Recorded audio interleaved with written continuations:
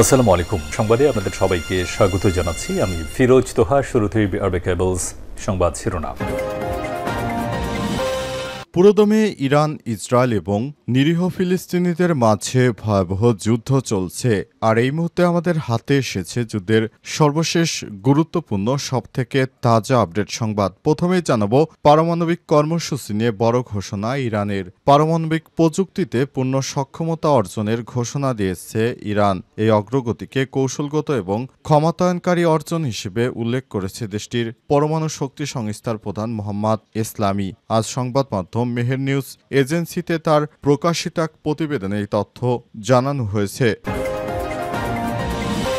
এরপর জানাবো ইসরায়েলকে পশ্চিমা এক দেশের কঠোর হুঁশিয়ারি।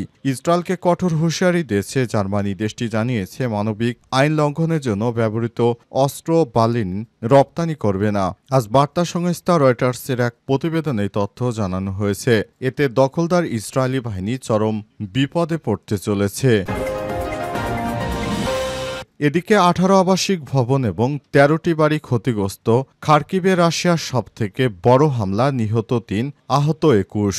ইউক্রেনের দ্বিতীয় বৃহত্তম শহর খার্কিভে রাশিয়ার সবচেয়ে বড় ড্রোন হামলায় অন্তত 3 জন নিহত এবং আরও 21 জন আহত হয়েছে। শহরটির মেয়র ইহোর তেরেখভ এই তথ্য নিশ্চিত করেন। আহত মানুষদের মধ্যে 1.5 মাসের একটি শিশু এবং 14 বছরের একটি কিশোরী রয়েছে।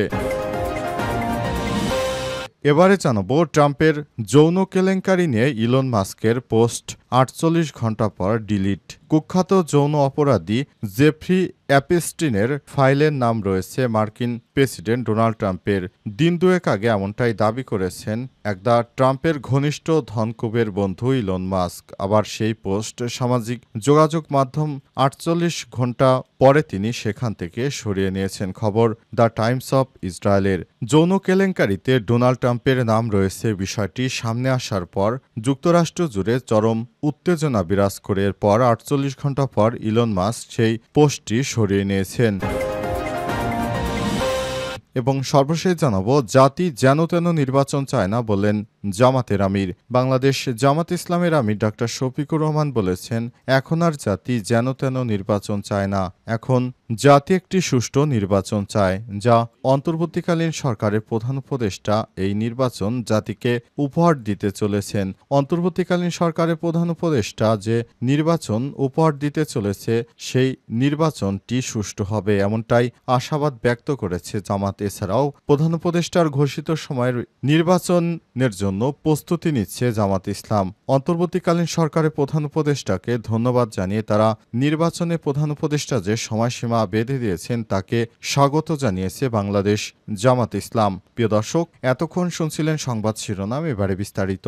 তবে তার আগে বন্ধুরা অনুরোধ থাকবে সংবাদটিতে একটি লাইক দিন। এই চ্যানেলে আপনি নতুন হয়ে থাকলে আমাদের সংবাদটি দেখতে দেখতে চ্যানেলটি সাবস্ক্রাইব করে রাখুন। কমেন্ট করে বন্ধুরা আপনার মূল্যবান মতামত জানিয়ে দিন আপনি বিশ্বের কোন দেশ থেকে বা বাংলাদেশের কোন স্থান থেকে আমাদের সংবাদটি দেখছেন এবং শুনছেন।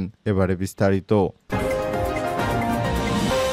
পারমাণবিক কর্মসূচি নিয়ে বড় ঘোষণা ইরানের। পারমাণবিক প্রযুক্তিতে পূর্ণ সক্ষমতা অর্জনের ঘোষণা দিয়েছে ইরান। এই অগ্রগতিকে কৌশলগত ও ক্ষমতায়ন নিয়ে অর্জন হিসেবে উল্লেখ করেছে দেশটির পরমাণু শক্তি সংস্থার প্রধান মোহাম্মদ এসলামি। আজ সংবাদ মাধ্যম মেহের নিউজ এজেন্সির প্রতিবেদনে এই তথ্য জানানো হয়েছে। মোহাম্মদ এসলামি বলেন, ইরান এখন পরমাণু জ্বালানি চক্রে পূর্ণ দক্ষতা অর্জন করেছে, যা পশ্চিমা বিশ্ব বিশেষ করে যুক্তরাষ্ট্র কোনোভাবে মেনে নিতে পারছে না। তিনি আরো বলেন, পারমাণবিক প্রযুক্তি শুধু বিদ্যুৎ উৎপাদনের জন্য নয়, বরং এটি সমস্ত বৈজ্ঞানিক অগ্রগতির মূল ভিত্তি। এই প্রযুক্তির কেন্দ্রবিন্দু হল ইউরেনিয়াম সমৃদ্ধকরণ।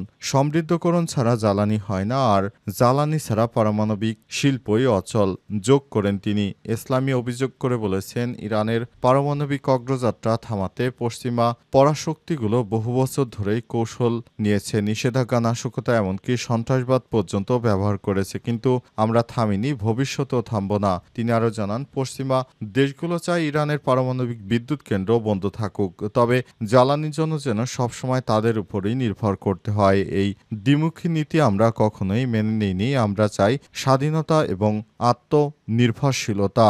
এ কারণে তারা পশ্চিমাদের কঠোর হুঁশিয়ারি দিয়েছে, ইরানে যদি হামলা চালানো হয় তাহলে কঠোর জবাব দেবে ইরানের সেনাবাহিনী। তারা দখলদার ইসরায়েলকে কঠোর হুঁশিয়ারি দিয়েছে। ইসরায়েলকে পশ্চিমা এক দেশের কঠোর হুঁশিয়ারি।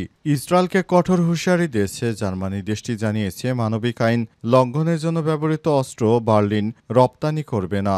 দখলদার ইসরায়েলি বাহিনীকে ব্যাপক হারে অস্ত্র সমর্থন দিয়েছে পশ্চিমারা। এখন এক এক করে পশ্চিমারা দখলদার ইসরায়েলি বাহিনীকে সমর্থন দেয়া বন্ধ শুরু করেছে। অবস্থায় দখলদার ইসরায়েলি বাহিনীকে কোনোভাবে সমর্থন করবে না পশ্চিমারা। তারা জানিয়েছে ইহুদিবাদী ইসরায়েল যেভাবে নিরীহ ফিলিস্তিনিদেরকে হত্যা করছে সেটি কোনোভাবেই মানা যায় না। দখলদার ইসরায়েলি বাহিনী শুরু থেকে মিথ্যা অপবাদ দিয়ে নিরীহ ফিলিস্তিনিদেরকে বছরের পর বছর ধরে হত্যা করছে। কোনো সুস্থ স্বাভাবিক মানুষ সে জিনিসটি কখনোই মেনে নিতে পারে না। দখলদার ইসরায়েলি বাহিনী শুরু থেকে নিরীহ ফিলিস্তিনিদের উপর যেভাবে হামলা চালিয়ে যাচ্ছে সেটি গ্রহণযোগ্য নয়। পশ্চিমারা এখন আর দখলদার ইসরায়েলি বাহিনীকে সমর্থন করবে না।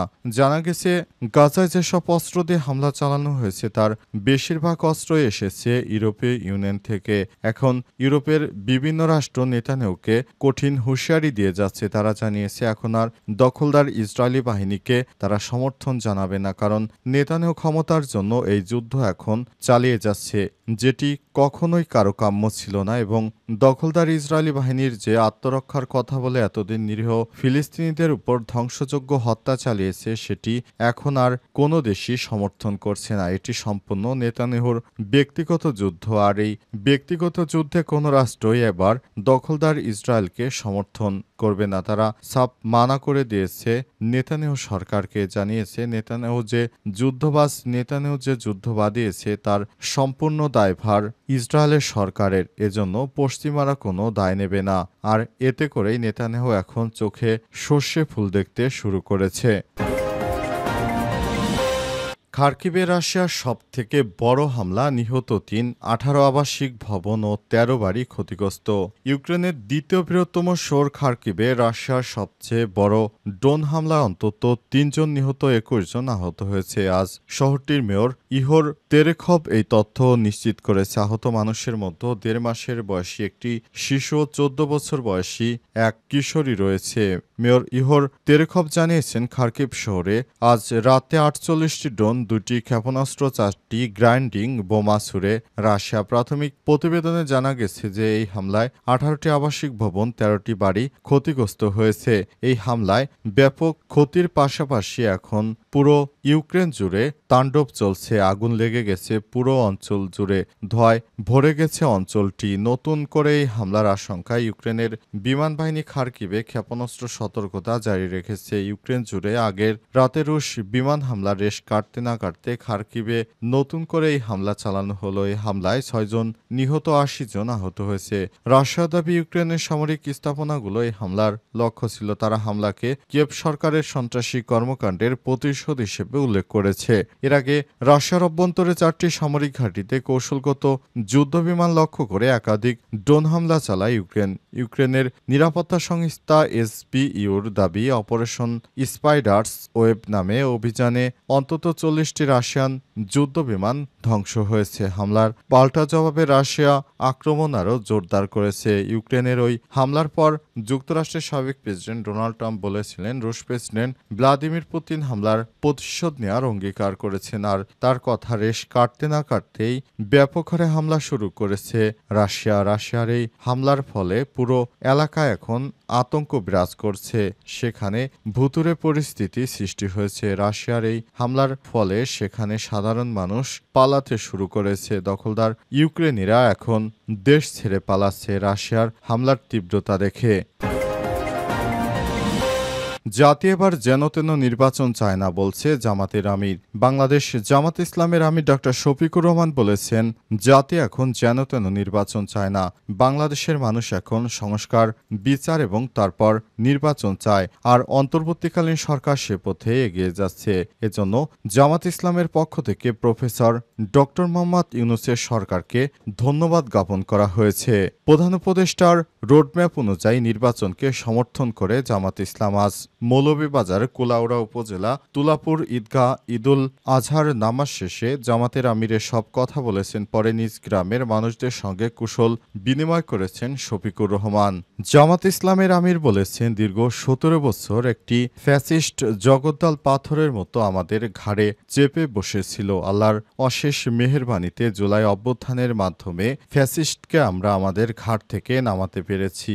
বর্তমানে ফ্যাসিস্ট স্বৈরাচার ভারতে গিয়ে দেশের বিরুদ্ধে অনেক ষড়যন্ত্র করে যাচ্ছে, যেটি কখনোই বাস্তবায়ন হবে না বলে জানান শফিকুর রহমান। তিনি আরও বলেছেন, বাংলাদেশের মানুষ এখন আর যেন তেন নির্বাচন চায় না। বাংলাদেশের মানুষ আর আগের মতো সেই ডামি নির্বাচনকে সমর্থন করবে না। বাংলাদেশের মানুষ এখন অন্তর্বর্তীকালীন সরকারের প্রধান উপদেষ্টা প্রফেসর ডক্টর মোহাম্মদ ইউনূসের নেতৃত্বে একটি সুষ্ঠু গ্রহণযোগ্য নির্বাচন চায়। আর এই নির্বাচন অন্তর্বর্তীকালীন সরকারের প্রধান উপদেষ্টা প্রফেসর ডক্টর মোহাম্মদ ইউনূসের দ্বারাই সম্ভব। বাংলাদেশে আর কোনো যোগ্য নেতা কে আছে প্রফেসর ডক্টর ইউনূসের মতো যিনি সুষ্ঠু নির্বাচন দিতে পারবেন? আমাদের মনেই হয় না, কারণ আন্তর্জাতিক অঙ্গনে প্রফেসর ডক্টর মোহাম্মদ ইউনূসের যে ভ্যালু রয়েছে, সেই ভ্যালুর মাধ্যমে আমরা অর্থনৈতিকভাবে অনেকটা সফলতা অর্জন করেছি। অনেকেই মনে করেছিল শেখ হাসিনা বাংলাদেশটাকে যেভাবে ধ্বংস করে দিয়ে গেছে, সেখান থেকে বাংলাদেশ আর ঘুরে দাঁড়াতে পারবে না। কিন্তু আল্লাহর অশেষ রহমতে প্রফেসর ডক্টর মোহাম্মদ ইউনূসের মতো লোক দায়িত্ব গ্রহণ করার কারণে বাংলাদেশে এখন আর আর্থিক সংকট নেই। আশা করছি নির্বাচনটা হয়ে গেলে আস্তে আস্তে বাংলাদেশ আবার ঘুরে দাঁড়াতে পারবে। বাংলাদেশ আবার উন্নয়ন সমৃদ্ধির অগ্রযাত্রা সামনে এগিয়ে যেতে পারবে, এমনটাই জানিয়েছেন বাংলাদেশ জামাত ইসলামের আমির। তিনি আরও বলেছেন, বাংলাদেশটাকে সুন্দর জায়গায় নিয়ে যেতে পারলে ভবিষ্যতের প্রজন্ম সফলতা অর্জন করবে। এজন্য আমাদের শিক্ষার কোনো বিকল্প নেই। আসুন আমরা কুরবানির এই আত্মত্যাগে সমস্ত মানুষ একত্রিত হয়ে বাংলাদেশটাকে আরও সামনের দিকে এগিয়ে নিয়ে যাওয়ার যে প্রতিশ্রুতি রয়েছে সেটি বাস্তবায়ন করি। এ সময় তিনি দেশবাসীকে ঈদের শুভেচ্ছা জানিয়েছেন।